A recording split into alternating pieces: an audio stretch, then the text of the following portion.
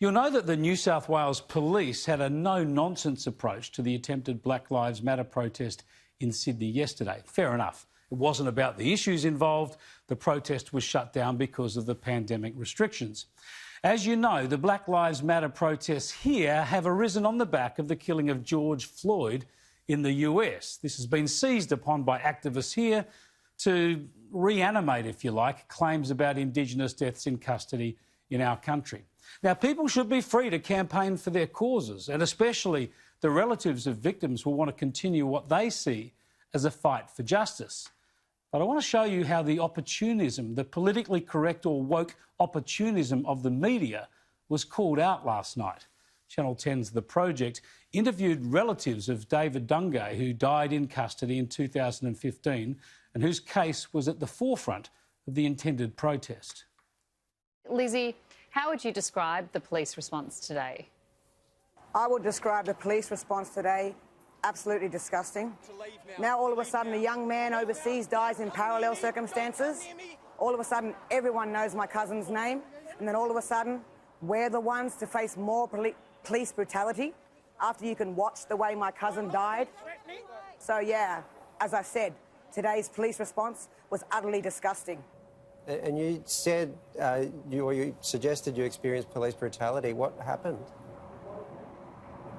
Hello, we were met as soon as we tried to ask the police how they would help us today have our small gathering with COVID safety. We were smashed.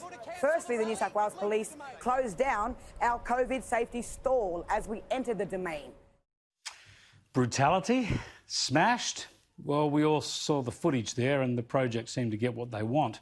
Dungay's death at 26 years of age was tragic. It happened in Long Bay Prison during a medical and security episode, and a coroner's inquiry found there was no malice involved and that the prison officers did not warrant charges or deserve disciplinary action. Still, this was a death that has been a matter of public, legal and media consideration for 5 years. And as the project wrapped up, their sudden interest was called out. Well, hopefully they're watching now, Lizzie.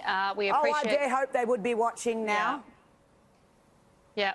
We appreciate your time tonight, and yeah, we're following this closely. This is not the last time I'm sure we're going to be chatting with you about this.